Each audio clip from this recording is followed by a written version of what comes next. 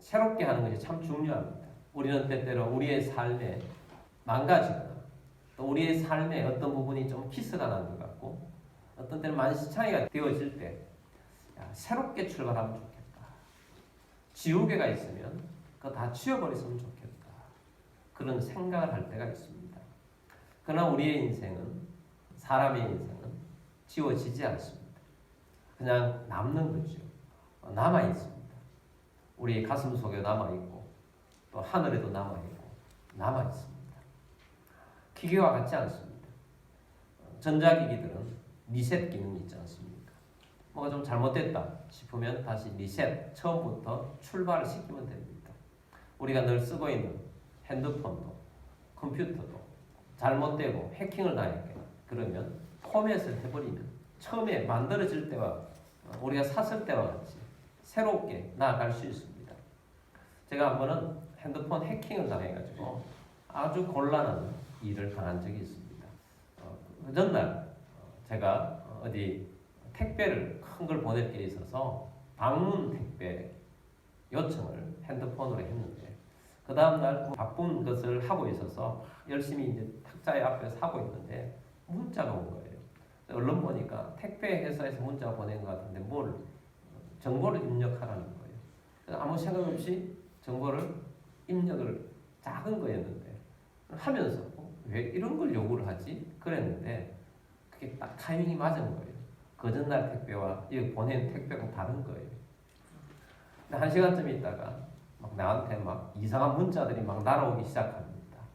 왜 이런 걸 보내냐? 당신이 누구냐? 도대체 당신은 누군데 왜 이런 짓을 하고 있느냐? 막 이런 것들이 와요. 이 도대체 무슨 일인가? 하고 그 사람들이 일일이 문자를 보내서 당신이 왜 이러십니까? 내가 문자 보낸 일이 없습니다. 하고 그랬더니 어떤 사람은 친절하게 자기에게 문자를 보내는데 이상한 걸 보냈더라고. 내 전화번호로 왔다는 거예요. 그래서 해킹이 의심이 되잖아요. 그래서 경찰서에 전화도 하고 통신사에다가 연락을 했더니 해킹 당한 것 같으니 빨리 그 제조사에 가서 A센터에 가가지고 포맷을 깨끗하게 해버려야 될 수 있다. 그래서 급하게 가가지고 핸드폰을 포맷한 적이 있습니다. 포맷을 하고 나니까 다시는 이제 그런 일이 없더라고요. 요즘은 참 힘든 세상이에요. 잠시 정신줄 놓고 있으면 그런 일을 당할 수도 있어요. 근데 그건 뭐 좀 약한 거죠. 더 큰 일도 당할 수 있고 또 어떤 사람들은 아주 보이스피싱을 당해서 힘들게 되지 않습니까? 여러분 우리가 영적으로도 깨어 있어야 되지만 사회생활을 하면서도 정신 바짝 차리고 살아야 돼요. 근데 이제 그런 일을 당했지만 내 핸드폰이 해킹을 당해서 다른 사람이 어떤 악한 사람이 그것을 통해서 나쁘게 사용을 하지만 포맷을 하니까 괜찮더라고요. 포맷을 해버리니까. 출고될 때와 똑같은 상태가 되어버리니까 괜찮아요.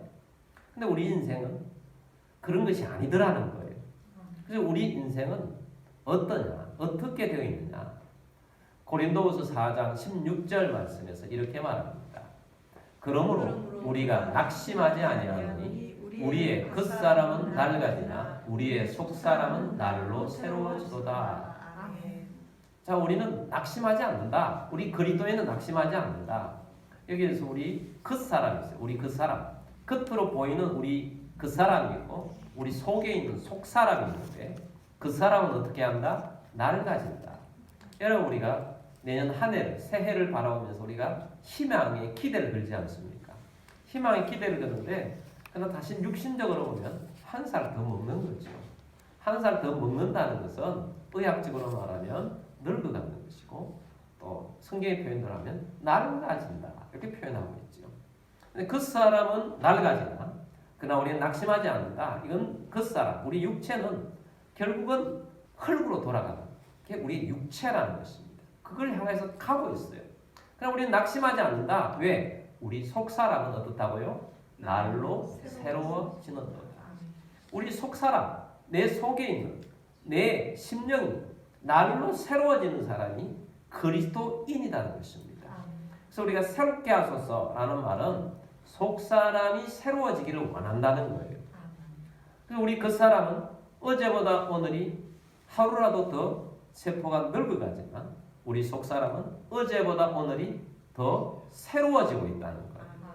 그래서 우리가 더 새로워지고 더 새롭게 나아갈 수가 있는 것입니다. 근데 우리가 새롭게 되지 못하고 우리가 자꾸 우리를 더러워지게 하는 것이 있으니 그것이 무엇이겠습니까? 우리를 더럽게 만드는, 우리 속사람을 더럽게 만들고 우리 인생을 더럽게 만드는 것은 죄입니다. 죄는 우리를 절망 가운데 빠뜨리고 우리를 저주 가운데 몰아간다는 겁니다. 에스겔서 18장 31절 말씀 보겠습니다.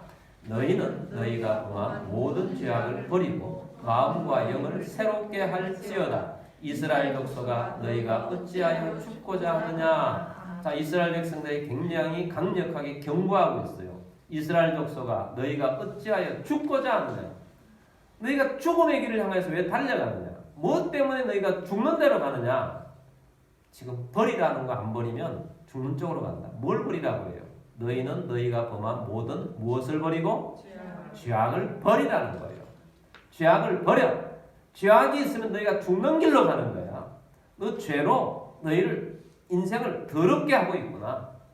그래서 너희 죄악을 버리고 마음과 영, 이게 속사람이죠. 마음과 영을 새롭게 할지어다. 너희 속사람, 마음과 영, 우리 속에는 마음이 있어요. 또 우리 안에는 더 중요한 영이 있어요. 우리 속사람이 마음과 영을 새롭게 해라. 무엇을 버리고? 죄악을 버리고. 그래서 죄악을 버리고 우리 속사람을 강건하게 해야 합니다. 그래서 베드로 사도가 굉장히 강력하게 설교를 했어요. 사도행전 3장 19절 말씀 봅니다. 그러므로 너희가 회개하고 돌이켜 너희 죄 없이 함을 받으라. 이같이 하면 새롭게 되는 날이 주 앞으로부터 이럴 것이요. 자, 강력하게 권면하고 설교한 것은 무엇입니까? 너희가 뭐하고? 회개하고 또 돌이켜라. 죄에서 돌이켜라. 너희 죄 없이 함을 받으라. 너희 의롭게 함을 받으라. 깨끗함을 받으라. 여러분, 깨끗함은 주님께서 우리에게 선물로 주시는 것입니다. 자, 이같이 하면 새롭게 되는 날이 주 앞으로부터 이럴 것이요. 너희가 새롭게 되는 것이 주로부터 온다는 것입니다. 이렇게 된다는 것입니다. 정말 놀라운 사실은 우리가 내 힘으로만 살아가면 최선을 다해도 나 혼자의 최대한의 힘에 100%의 힘으로 다해도 나 혼자 최대치잖아요. 근데 주님께서 우리와 함께 하시면 주님의 힘이 나를 통해서 나타나기 시작하고 주님의 권능과 열매가 나를 통해서 나타나기 시작하고 주님의 은혜의 역사가 나타나기 시작해요. 그래서 우리 모두는 내 능력을 최대한 발휘해도 우리는 한 사람이기 때문에 1이에요. 근데 보통 1로 못 살잖아요. 부족해요. 우리는 참 부족한 사람들이에요. 그래서 0.8, 0.5, 어떤 사람은 0.1, 그것밖에 안 되는 능력을 가지고 살아가지만 우리 위에 주님이 함께 하셔서 임마누엘 되신 주님께서 우리와 함께 하시면 주님은 10도 아니고 100도 아니고 무한대의 능력이지 않습니까? 주님이 무한대의 능력이기 때문에 주님으로 인한 권능이, 주님으로부터 나타나는 기적이, 주님으로부터 나타나는 열매들이 우리를 통해서 일어나기 시작하면 놀라운 일들이 일어난다는 사실이에요. 근데 우리가 예수를 믿으면서도 주님의 능력이 왜 내 가운데서 나타나지 않느냐? 다른 이유가 없습니다. 내가 죄를 버리지 못하기 때문입니다. 주님은 죄 있는 가운데 함께하지 않습니다. 죄 있는 사람들 가운데 주님의 능력이 나타나지 않는다고요. 그래서 우리가 정말 하나님의 권능과 하나님의 역사가 우리를 통해서 일어나기를 원한다면 죄를 회개하고 죄에서 돌이켜서 죄 없이 함을 받는 우리 모두가 되기를 주의 이름으로 축복합니다. 죄를 제거해야 돼요. 죄에서부터 멀어져야 돼요. 그러면 주님의 능력이 우리 가운데 임하여 주의 권능으로 하나님이 역사하심 속에 살게 될 것입니다. 이 죄가 얼마나 문제인지를 다윗은 잘 알면서도 다윗이 범죄를 했잖아요. 근데 사람이 범죄에 빠지고 나면 눈이 어두워져서 자기가 죄를 짓는데 더 뻔뻔해져요. 다윗 같은 사람도 죄를 짓고 나니까 뻔뻔해지고 더 많은 죄를 짓고 있잖아요. 근데 하나님께서 사랑하셔서 나단 선지자를 보내서 너가 죄인이다. 너 심각한 죄인이다고 깨우쳐 주셨어요. 다윗이 그 순간 다윗이 훌륭한 점은 그거예요. 여러분 다른 사람 이야기 듣는 것 좋아하는 사람 별로 없습니다. 심지어 목사님이 여러분에게 이야기해도 좋아하는 사람 별로 없어요. 어떤 경우에는 굉장히 시험 받습니다. 진실을 이야기하는데 시험 받아요. 이야기하면 들어야 돼요. 다윗의 훌륭한 점은 들어요. 아, 내가 죄를 지었구나.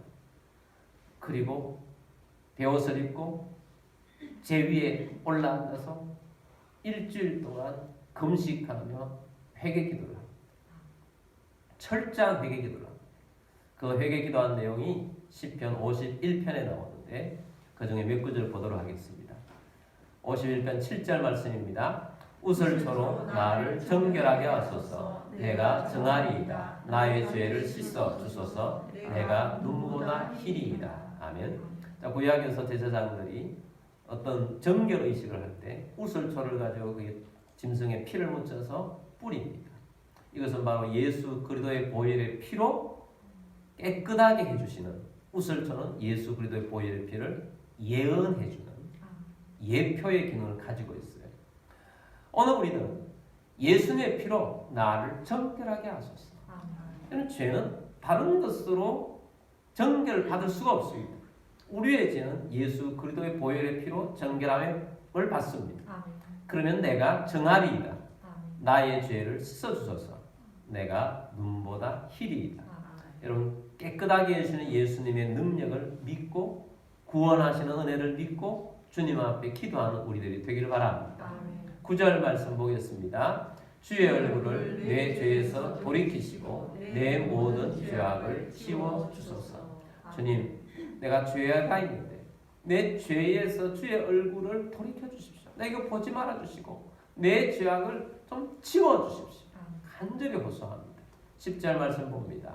하나님이여 내 속에 정한 마음을 창조하시고 내 안에 정직한 영을 새롭게 하소서. 아멘. 자, 이 하나님이여 내 속에 정한 마음은 속사람이라고 했잖아요. 이 속사람이 정한 마음, 깨끗한 마음으로 새롭게 창조해 주십시오. 내 마음. 그리고 내 안에 정직한 영. 우리 안에 영이 있어요. 영도 속사람이에요. 속사람 정직한 영을 새롭게 하소서. 깨끗하게 하소서. 새롭게 하여 깨끗하게 해주십시오.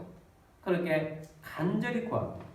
여러분 2020년도 우리가 죄를 털어버리고 회개하고 주님 앞에서 깨끗함을 가지고 이제 2021년도로 전진합시다. 깨끗한 곳에 주님이 임하여서 주님의 능력으로 우리 가운데 함께하여 주실 것입니다.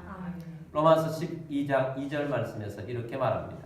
너희는 이 세대를 본받지 말고 오직 마음을 새롭게 함으로 변화를 받아 하나님의 선하시고 기뻐하시고 온전하신 뜻이 무엇인지 분별하도록 하라. 아멘. 너희는 이 세대를 마지 말고 본받지 말고 이 세대를 본받지 마. 오직 마음을 새롭게 함으로 변화를 받으라. 속사람 새롭게 하여서 변화를 받아라. 하나님으로부터 주님으로부터 오는 변화를 받으라. 그러기 위해서 너희들이 추구하고 따라가야 할 것이 있다. 하나님의 선하시고 기뻐하시고 온전하신 뜻. 하나님의 뜻. 하나님이 선하시고 기뻐하시고 온전하신 뜻. 그것을 추구하여서 나아가도록 하라고 말씀하고 있습니다. 여러분 이 세대를 본받지 말라고 말합니다. 여러분 이 세대의 가장 문제점 세 가지. 첫 번째는 죄예요. 두 번째는 사탄이에요. 사탄을 따르는 거예요.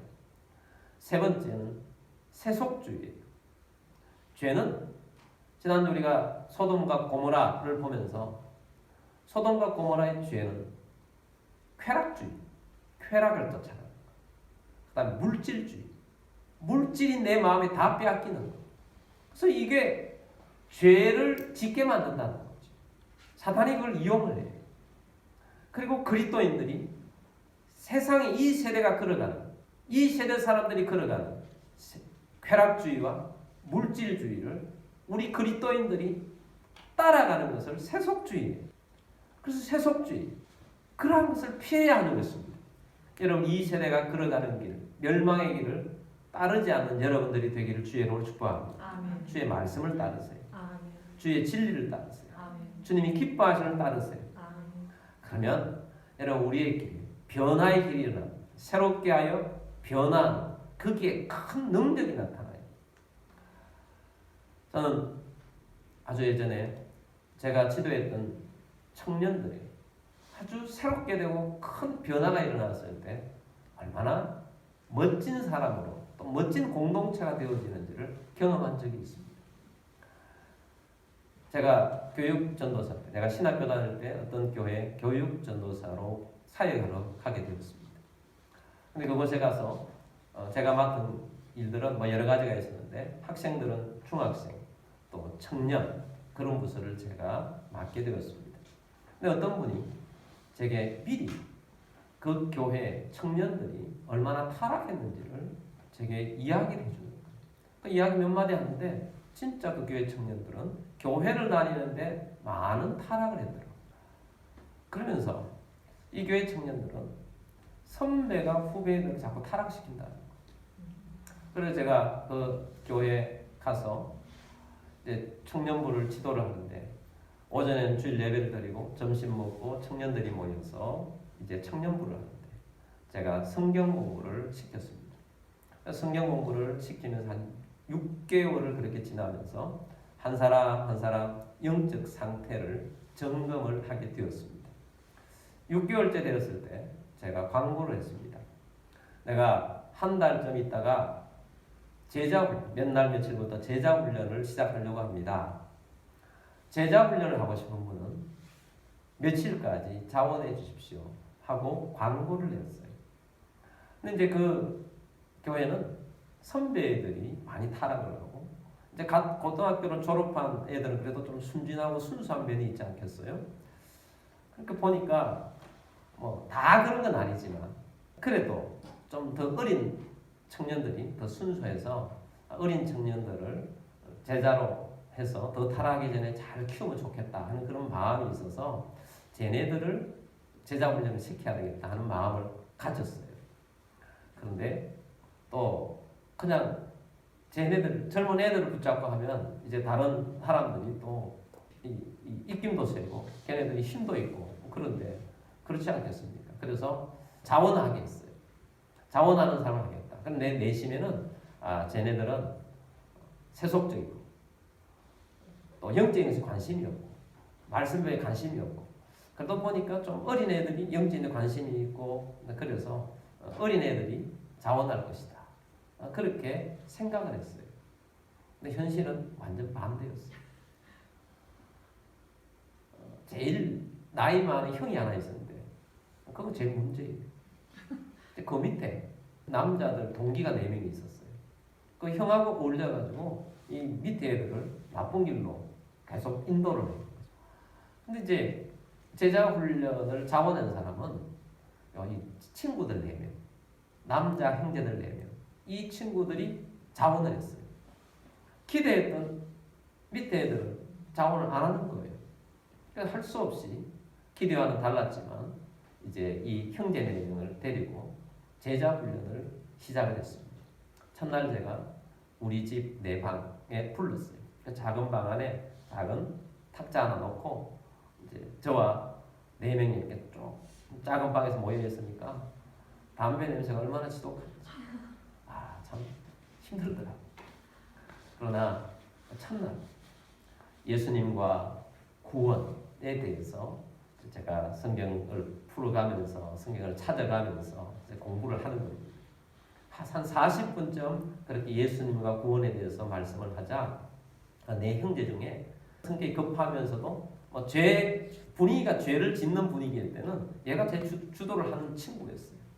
그 친구가 나한테 질문을 하는 거예요. 어려운 질문하는 게 아니고 정말 깜짝 놀랐어요. 진지한 질문을 하는 거예요. 아무리 죄인이라 할지라도 진지한 질문을 한다는 것은 그가 이제 하나님 앞에 바로 서겠다는 그런 모습인 거죠. 하나님은 그런 모습을 기뻐하십니다. 그래서 이 친구가 하나님에 바로 서겠다는 마음을 가지고 자원을 한 것 같아요.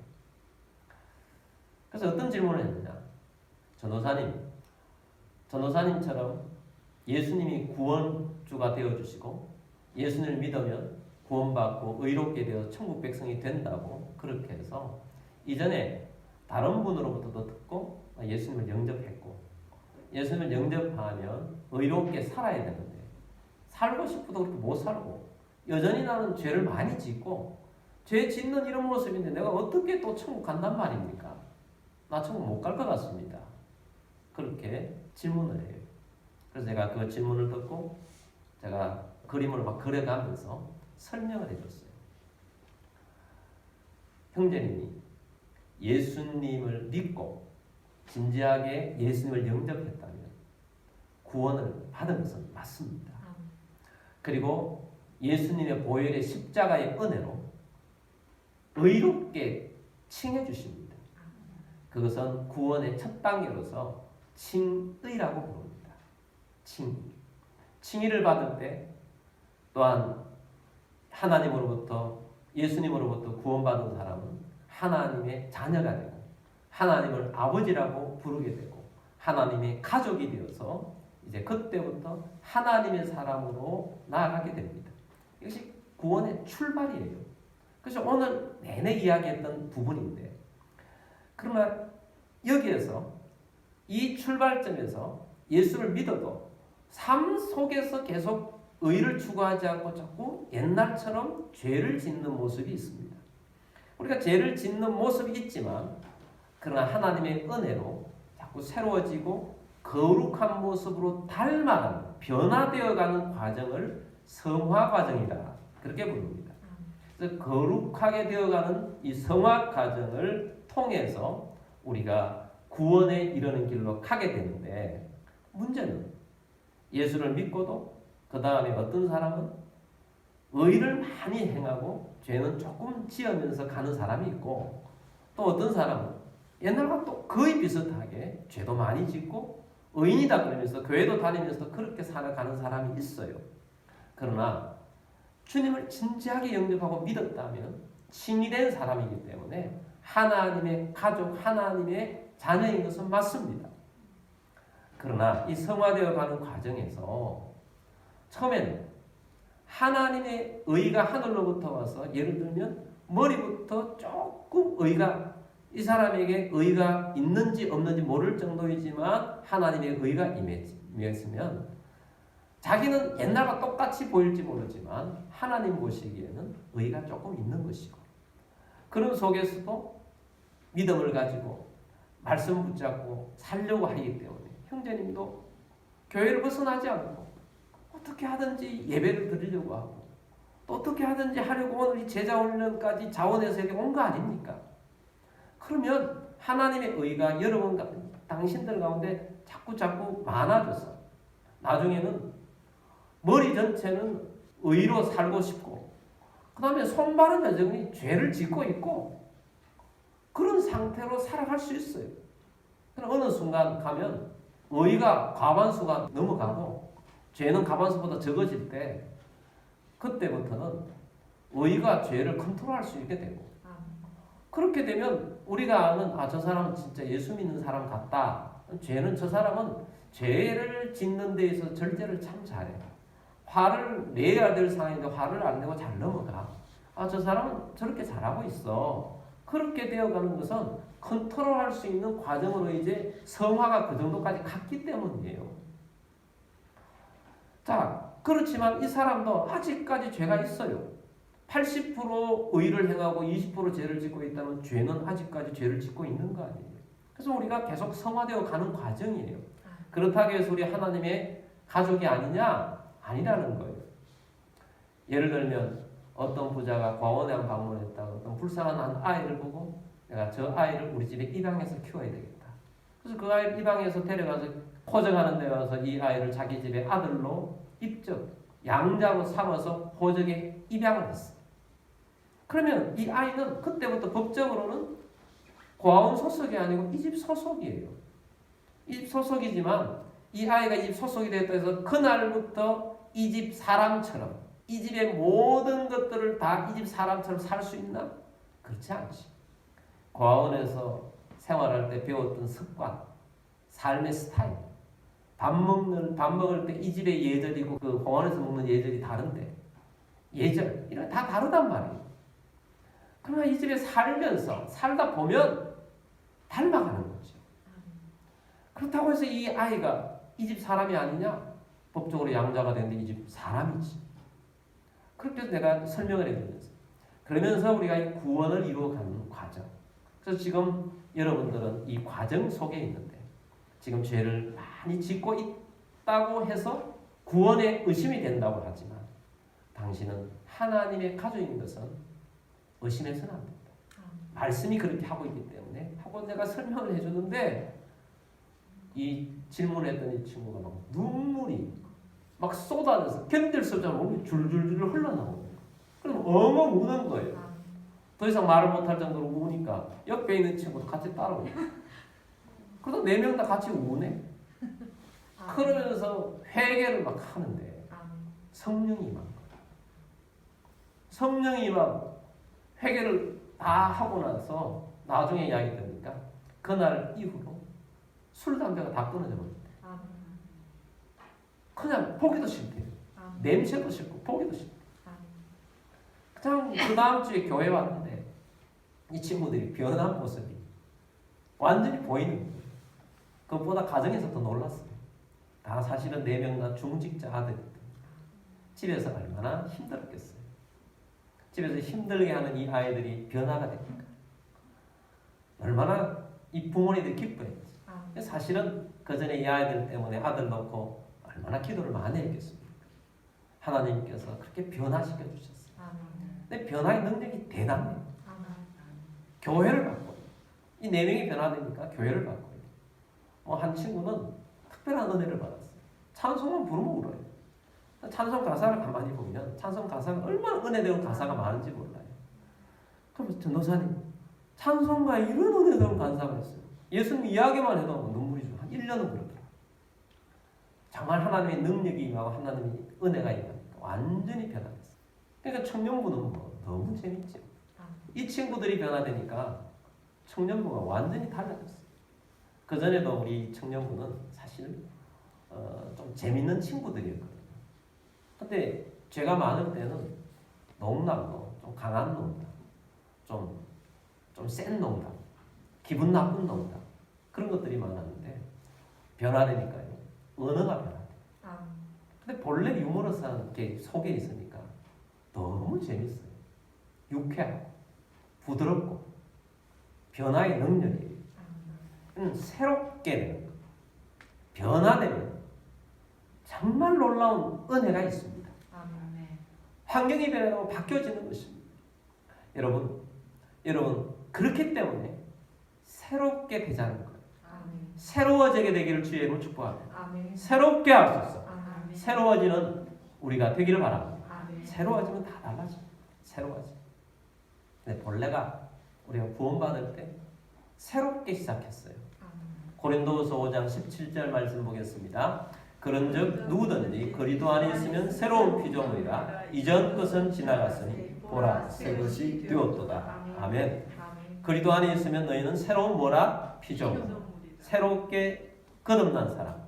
거듭난 새로운 피조물로 우리를 지어주신 것입니다. 이전 것은 지나갔으니 보라 새 것이 되었도다. 우리는 새 것이 되었어요. 구원받을 때 새롭게 되었습니다. 그럼 문제는 뭐죠? 성화 과정에서 우리는 죄를 다 떨쳐버리지 못하고 옛날 습관 그대로 살아가고 있고 내 성품대로 살아가고 있는 그 모습이 문제인 거죠. 이것에서 속사람이 새롭게 되어라는 것입니다. 에베소서 4장 23절 24절 봅니다. 오직 너희의 심령이 새롭게 되어 하나님을 따라 의와 진리의 거룩함으로 지으심을 받은 새 사람을 입어라. 아멘. 의와 진리의 거룩함으로 지으심을 받아서 새 사람을 입으시길 바랍니다. 아멘. 주님께서 새 사람을 입기를 원하세요. 아멘. 새 사람을 입게 하십니다. 원래 우리는 새로운 피조물로서 의를 입혀주셨고 우리는 그러나 여전히 우리 속사람이 죄의 속성을 가지고 있는 것 그거 변화시켜야 되거든요. 그걸 새롭게 해야 되거든요. 이 새롭게 하기 위해서는 우리는 예수 그리스도로 말미암아 새 사람을 입어야 합니다. 예수 그리스도께서 우리에게 새롭게 하는 것은 말씀이에요. 그래서 말씀으로 씻으라는 말씀도 성경에 있어요. 그래서 우리가 말씀을 따르다 보면 죄가 멀리 가요. 죄가 멀리 가고 말씀을 따르게 하는 것입니다. 그리고 성령의 권능으로 이기게 되는 거예요. 성령의 권능을 힘입기를 주의 이름으로 축복합니다. 그래서 죄를 멀리하고 말씀을 따르고 성령의 권능으로 새롭게 되는 역사가 있게 되길 바랍니다. 이것이 굉장히 중요한 것입니다. 여러분, 이것이 되면 여러분의 삶 가운데 하나님의 임재가 있고 하나님의 권능이 나타나고 하나님께 주시는 열매가 나타나게 되고 돌파가 일어나게 될 것이고 여러분을 아무도 무시하지 못하는 사람으로 주님께서 만들어 주실 것이고 여러분의 입술에 권세가 있을 것이고 능력이 나타나게 될 것입니다. 여러분이 말한 대로 막 이루어져요. 하나님의 역사가 나타나는 것입니다. 주께서 이루어지는 놀라운 일들이 새롭게 된 여러분을 통하여서 일어나게 하실 줄 믿습니다. 그래서 여러분 새롭게 되기를 주의 이름으로 축복합니다.